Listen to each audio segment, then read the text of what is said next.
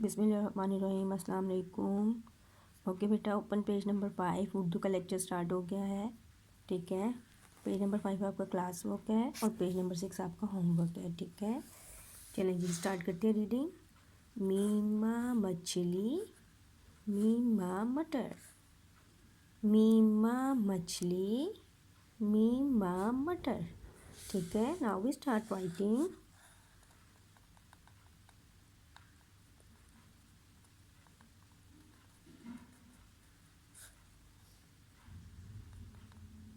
ऐसे पहले sleeping line, फिर नीचे लेके जाना है और फिर ऊपर घुमा देना है।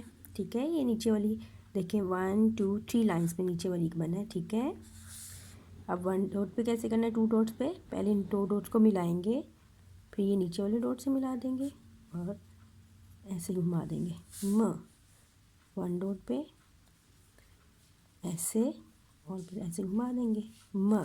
ठीक है, ओके बेटा, इसी तरह आपने पूरा पेज करना है और मुझे फिर सेंड भी करना है। This is your class work and this is your homework. अल्लाह हाफिज़।